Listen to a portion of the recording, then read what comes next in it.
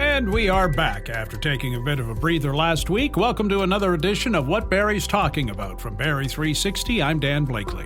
On this week's program, the Simcoe County Rovers are generating a lot of excitement for soccer fans in the Barrie area. Both the men's and the women's teams enjoying great success in last year's first season and kicking it again this season. We go behind the scenes with the coaches. A local early childhood educator has put together a book designed to get kids out of the structured environment we've crammed them into and bring out their imagination and creativity. Theatre by the Bay has brought back its Simcoe County Theatre Festival, featuring 6 new productions written, directed, and performed by local artists. And we meet a young Angus girl who's put the health needs of other kids ahead of her own special needs. You won't believe how much money she's raised through lemonade stands. But first, it's been 2 years since an EF2 tornado ravaged neighborhoods in South Barrie, carving a path 5 kilometers long, 100 meters wide, and packing a 210-kilometer-an-hour wind. The damage was catastrophic. 71 homes were left uninhabitable. Some had to be demolished and rebuilt.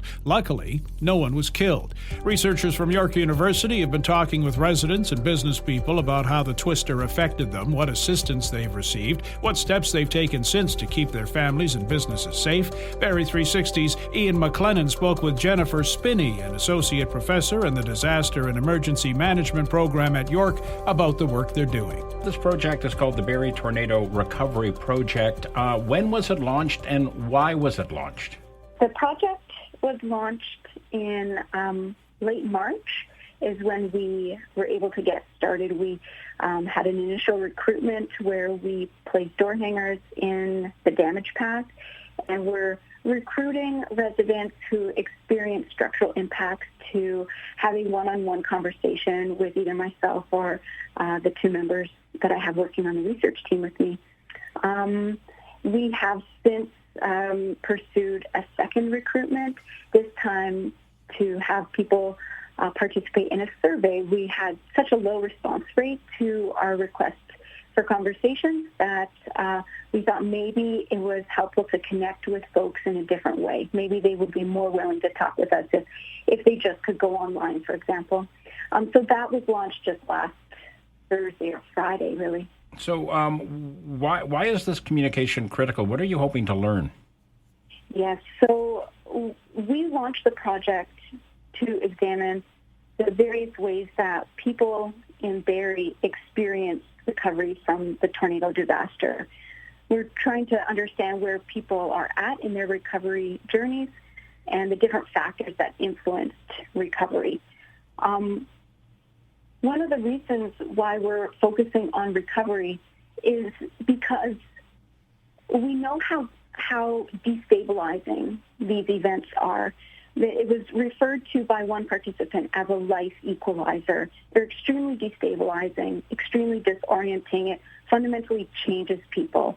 But it's more than just rebuilding your house. It's more than just putting the 4 walls and a roof back together. There are so many different aspects of recovery that are part of this. And so we're trying to understand all of those different factors. How is it that you have been able to rebuild your life, essentially, your quality of life? How have you been able to emotionally recover from this event? So this was a main motivator. Can you take anything away right now that you would already incorporate into your findings, or is more work need to be done before there's a final, the final release that you said in the fall? There are a few things that seem to shine through. So, for example, what overwhelmingly has come through in the interviews with residents is how important that coordination of post-impact response was. They're talking a lot about how the efforts that were made in those hours and first few days and those first few weeks following the tornado, how helpful that was to get people on the right track. We've also learned, of course, a lot about structural restoration, people's interactions with insurance and their interactions with contractors. We've learned a lot about the different ways that people were coping. This is explicit responses to those questions, but also different ways that showed up in interviews, whether it's maintaining a positive outlook or maybe they were participating in different athletic endeavors in order to sort of manage the impacts. If I can just add a little bit more about Sure. emotional impacts, what we've learned is that people experience a timeline of these impacts and to varying extents, and they often come in waves. So we have learned that there's a lot of anxiety, a lot of difficulty focusing, a lot of decision fatigue in those first weeks and months as people are trying to rebuild their lives, to restore their homes, but also to manage these competing responsibilities that home reconstruction have now added in ways that they never desired or expected. And while some people at this point, we're approaching the 2-year anniversary, while some people feel that they have recovered, these are the same people that are still experiencing discomfort, still experiencing certain degrees of anxiety when, let's say, extreme winds start to gust again. Or they hear severe storm warnings and what have you, and that, I guess it's almost a revisit. Yes, and we didn't hear a lot about warnings that they received in advance of the event. But what we did learn from people is how they learned about the Barrie tornado was by experiencing changes in their environment, by witnessing, by either seeing, feeling, hearing changes in their environment, not as much with respect to an official warning or an alert.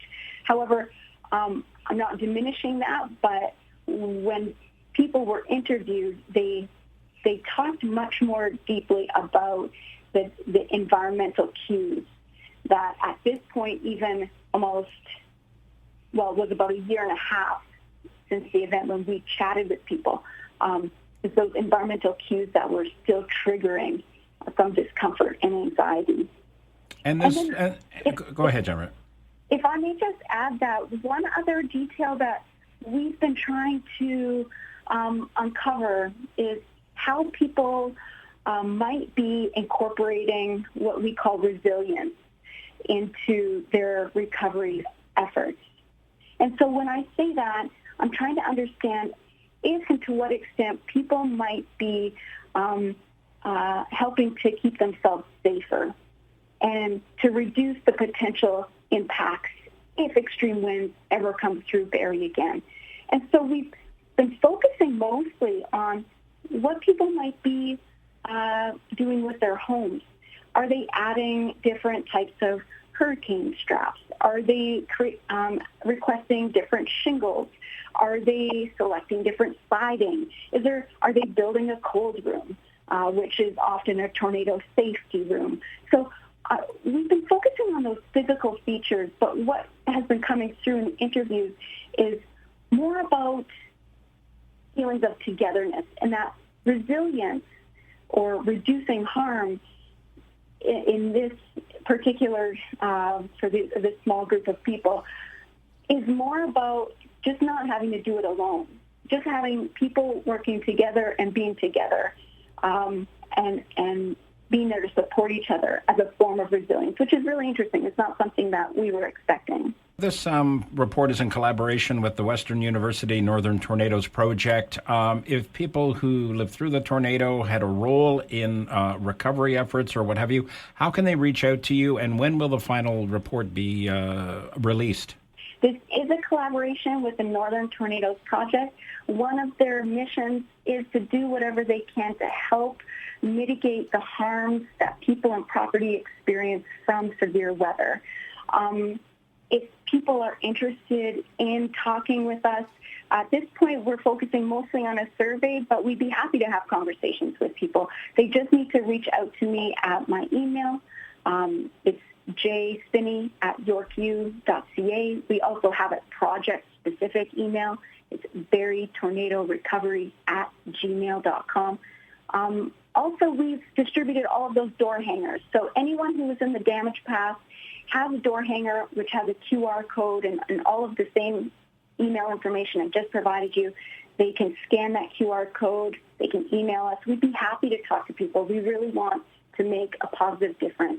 The final report should be released in the fall.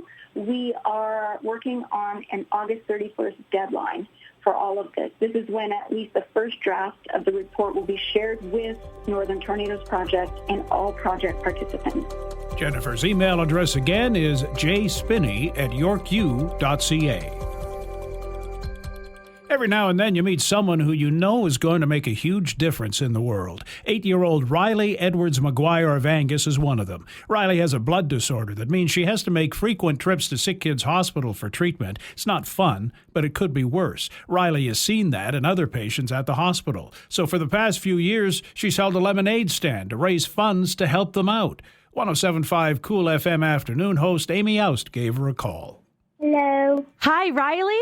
Hello. Hi, my name is Amy, and I am from Cool FM, and I just wanted to talk to you a little bit about your lemonade stand that you've been having. Can you tell us a little bit about why you are holding these lemonade stands?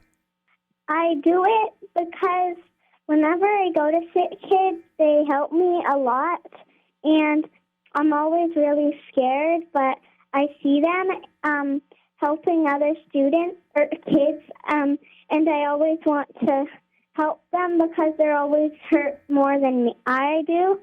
And there's always some that have, whenever we enter, there's always some that I see that have big things that connect to their arm that they have to walk around with, and some have to stay there for days. And sometimes I want to just bring them toys to make them feel happy.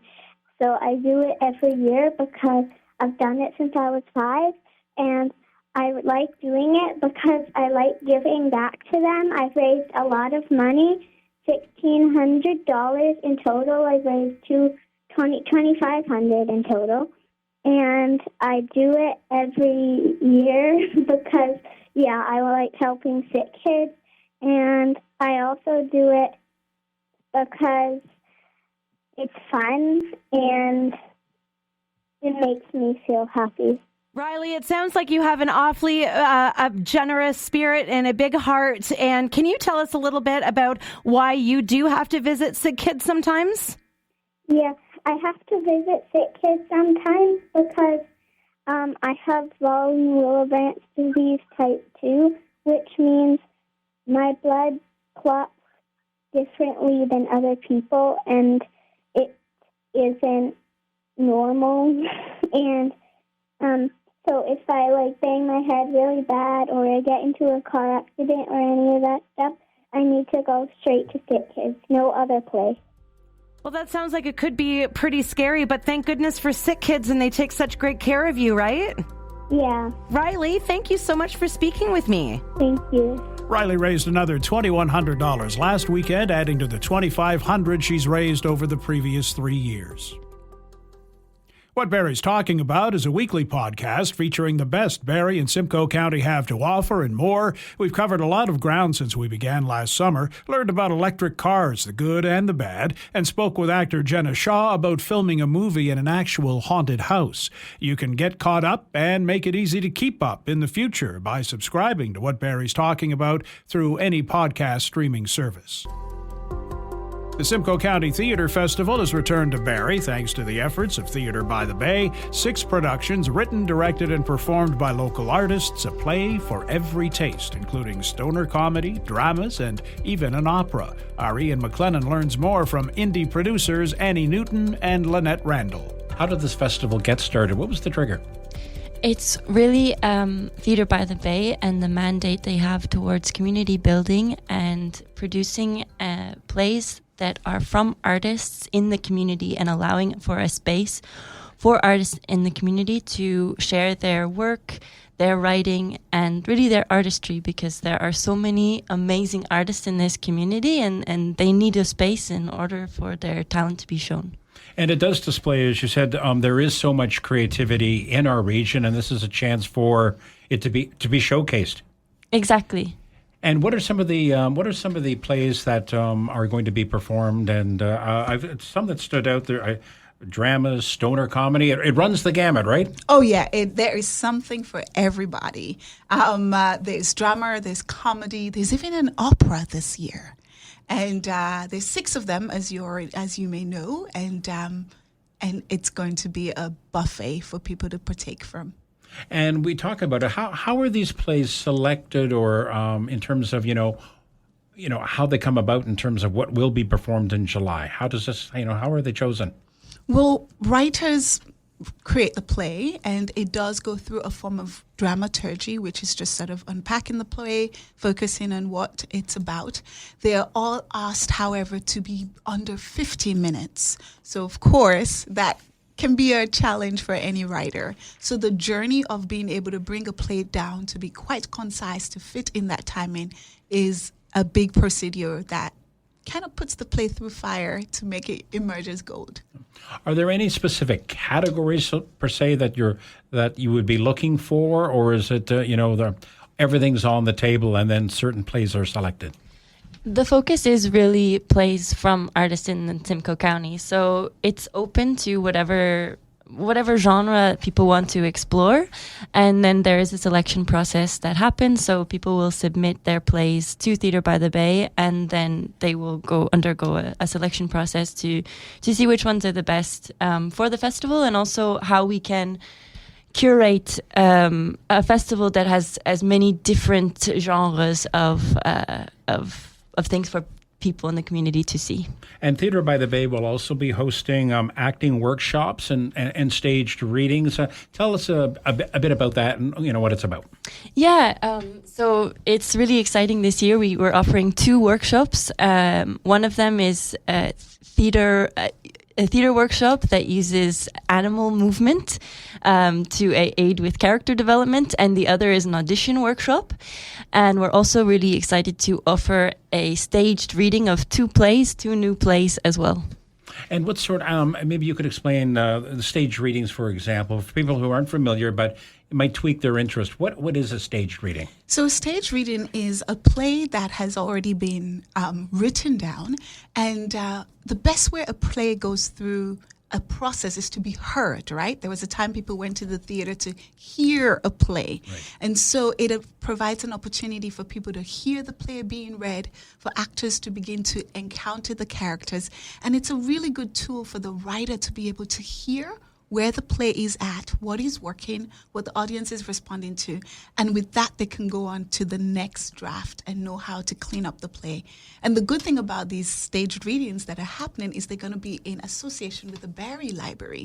So it allows us another chance and opportunity to bring in a key part of our community, which is the work of the library. A lot of focus always is on Toronto and the big stage productions, but this is another example of what we see in other communities like Blythe and what have you, good homegrown talent, and important for the public to get out there and see what it's about, what's on stage. Exactly. I always say that storytelling is a universal language. And before these stages became as big as they were in Toronto, they started small. And we're telling stories in our communities, in our homes. And Barrie is one of those places that is bringing people together from across the county, because people are telling stories across this county. And I think it's great that it can be celebrated and that it has a home. I think that's the biggest thing. It's having a home that people can come together and share their story. Performances are at the 5 Points Theatre downtown until July 23rd. Ticket information and more at theatrebythebay.com. There's no disputing the popularity of soccer in Barrie and Simcoe County. Witness the crowds that turn out for the Simcoe County Rovers men's and women's games at Massey Field at Georgian College. Both teams made a huge statement in their inaugural seasons last year and are making waves on the pitch again this year. Barrie 360's Will Conkin sat down to talk some footy with women's coach Dave Kelly and men's coach Jason Beckford. So just kind of to start, what does a practice day and kind of a game day look like for a Rovers head coach? Well, we train in the mornings. We've managed to the players that we recruited. We've managed to try to get them in an environment where it's suited to a professional environment. So lots of our players have, because of their work conditions, have been able to train in the mornings. So if they do train in the mornings, it gives them the opportunity to do some work in the evenings as well, because quite a few of them go and do some coaching at clubs, etc. So that gives them that opportunity to earn some extra money. So we train in the mornings. We probably have the players there for about 9:30 for a 10 o'clock start.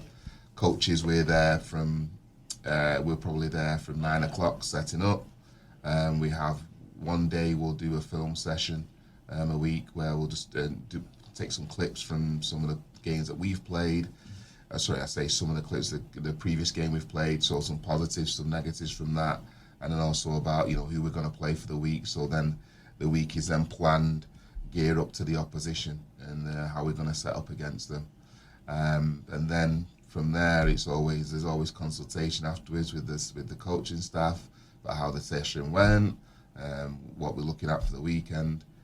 Usually Mondays is our day for a staff meeting, which plans the whole week.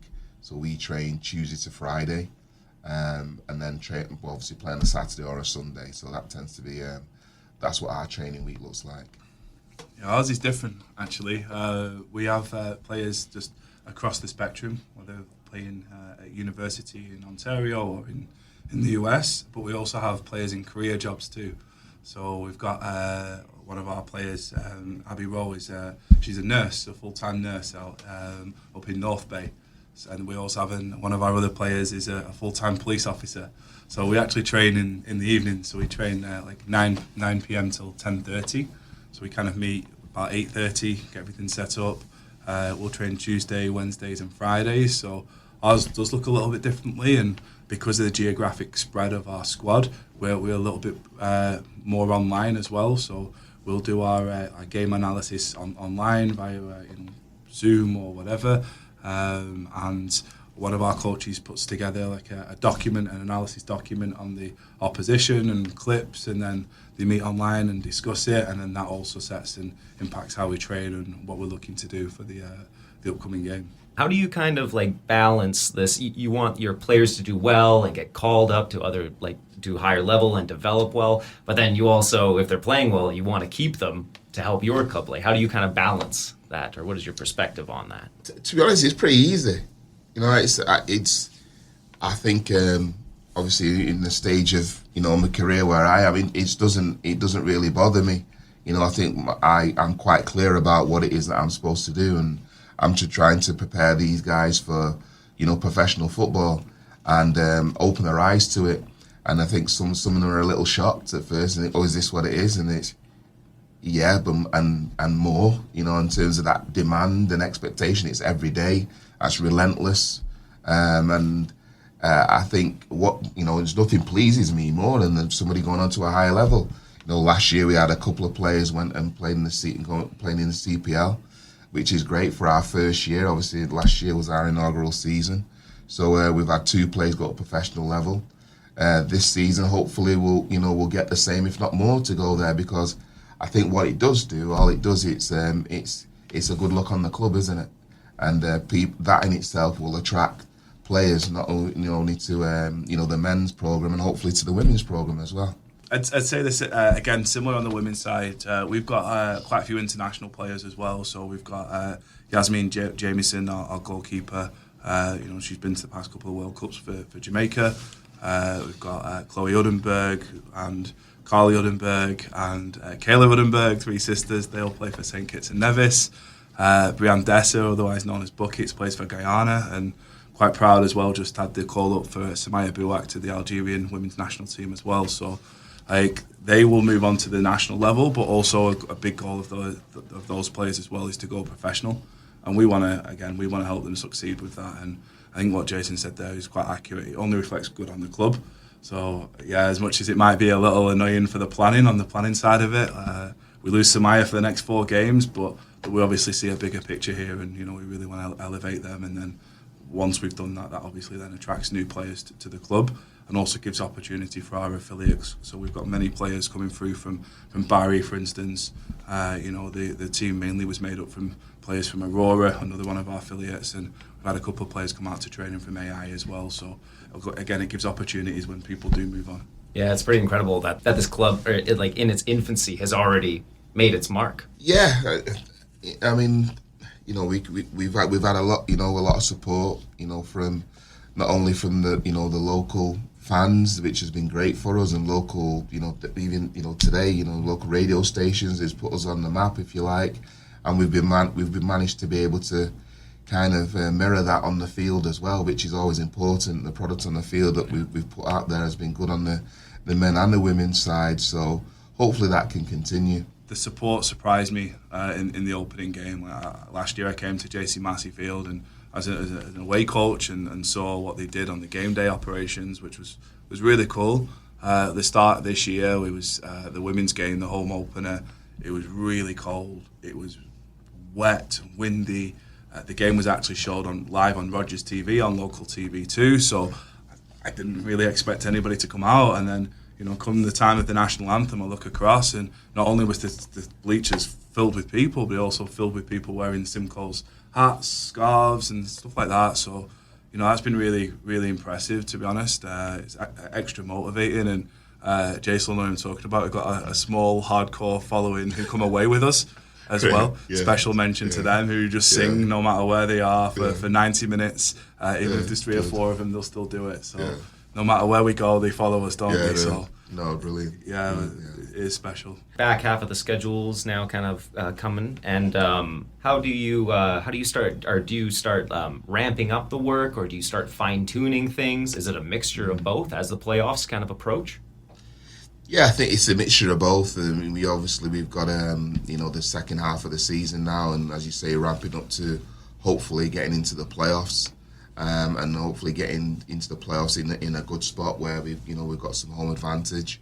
It just so happens that our second half of the season, we're actually playing 5 of the top 6, at the moment. So it's kind of like it's a 5-6 pointers we've got to be playing, if you like, where you can take points off each other, you know what I mean? So it's pretty tight up there, like it was last year, in fairness. It was tight. But again, we go into it with good heart and good confidence. We're, on a decent run as well. And as I said before, I'm happy where the group are mentally, as well as physically and tactically as well. But mentally, we're in a good spot at the moment. So again, just looking forward to that second half of the season and hopefully, getting to those playoffs and hopefully going one better than last year. Mm-hmm. Ours was the exact opposite, wasn't it? We had the opening game, which was great, against Guelph, but then we played the last year's playoff winners, the National Development Centre for Ontario. Then we played last year's league winners in Vaughan, and then we played last year's playoff runners-up in Alliance. So that was a baptism of fire with a new team, and then kind of like the running now, if you will, for us, apart from Electric City, who were vying for a playoff spot for, his team's now in the bottom half of the table. So for us, our target was being and around the playoff positions, which we are, and obviously now we want to build off that and make sure that we finish in those playoff positions. Come out, it's a great day. It's a great day, and you either get lots of goals, or if you're watching Jason's team, we guarantee the last minute winner. They'll put you through the ringer, but they'll come good in the last minute or two. That's happened 4 or 5 times. Yeah. The women like to try and get the game won early. So. Yeah, I love that. Well, really appreciate it. Thanks again, guys. Thank you. Appreciate it. The Rovers men are on the road Saturday at the Ontario Soccer Centre in Woodbridge. It's a 6 o'clock start against Grossopi FC. The women host St. Catharines at 6:30 Sunday at Massey Field. Ticket information at roversfc.ca. Ever feel like life is too structured? Time to do this, time to do that, have to do it this way or not at all? We've pushed our kids in that direction with scheduled activities. St. John Paul II teacher Angela Odesanya trying to bring them back the other way, unleashing their imaginations and creative juices with her book, Amelia's Loose Part Art. Here again is Barrie 360's Ian MacLennan. What was the trigger to venture into the world of being a writer? How long have you had that ambition? I have wanted to write this particular book for about 5 years. I have wanted to write a children's book much longer than that. But this book was about 5 years, and it stemmed from what I've been doing in my work in the classroom and what I've been seeing with children in my classroom. And it's called Amelia's Loose Part Art. Explain maybe the meaning behind the title. Sure. So Amelia is the main character, and loose part art is just a way of creating art using found objects. And yes, so that's loose part. So in other words, it's letting kids just be creative and come up with their own ideas if they're given an object and what they want to make of it. Yeah. So loose parts are basically any items that are provided to children to use in their own creative ways. So it could be rocks or buttons or sticks, pieces of fabric, anything that doesn't tell children exactly what to do with them. That's the key. So they might turn rocks into soup in the home center when they're playing in the dramatic center, or they might use buttons to create a flower design. And do you do that in the classroom yourself, where is it you give the students maybe the same sort of object, but you come up with the idea, you make something out of it? I have been doing loose part art in my classroom for a long time. So I usually provide them with like a blank piece of paper as a bit of a canvas and an assortment of items. And they sort of have a chance to be creative. Sometimes in the winter, we might give them a provocation of like, can you make a snowflake? But then how they do it and structure it still becomes based on their own ideas. Why is it so important for young children to be able to do that, or given that opportunity to do that in a world you indicate that is so overly structured right now, and your mission is to ensure kids have ample opportunity for unstructured play? You get to learn so much about a child when they're engaged in that. So if we were learning patterning or symmetry or one-to-one correspondence or any of these skills in the class, I will be able to tell how much they've grasped from that by what they do on their own. So without me prompting them to make a pattern, do they? Or is there snowflake? Does it turn out symmetrical? So I can see a lot of their understanding when they are engaged in this. And also if they're doing their own art piece, often they'll tell me about it. And so as they're telling me, they're doing pre-storytelling. They go into this whole world from this one creation. And if as they're telling me something doesn't make sense, they edit it. Okay. So they change. So loose parts it makes editing easy, and all of that transfers later when they're writing. Now, you talk about structured play. It reminded me of comedian George Carlin, who talks about play dates, and that now playing is done by appointment. Do you agree with that? Absolutely. I think we are overly filling our children's time. We don't want them to be bored. So yeah, sometimes we are making sure every minute is accounted for, and that includes play dates. Even playing outside seems to be by appointment. It's soccer practice or baseball, which has its place, but if it's becoming a daily thing and they're never getting downtime to experience boredom, they're missing out on developing creativity. Well, maybe Carlin was ahead of his time, but he said kids don't even know how to play with a stick anymore. And he said, what's wrong with the kid looking out a window, looking at the clouds, and creating their own image, what they see? And then you said that's what Amelia does too. Yeah, Amelia, one of her inspirations as she's driving to her grandmother's house is noticing the clouds and taking a picture of them and wanting to create art from what she sees. And it's just a reminder to kids that art's all around you, inspiration's all around you. So you need to look for it and see what speaks to you. What draws your attention? Where do you see beauty? When will this book be available for purchase? And if you could add too, please, there's a charity component to the purchase of these books too, right? Yeah, so we've launched a Kickstarter campaign as a way of funding the cost of printing this book. And as part of that, I wanted to build in a way to donate, because not everyone is in a position where they need a children's book, but perhaps they want to back this mission.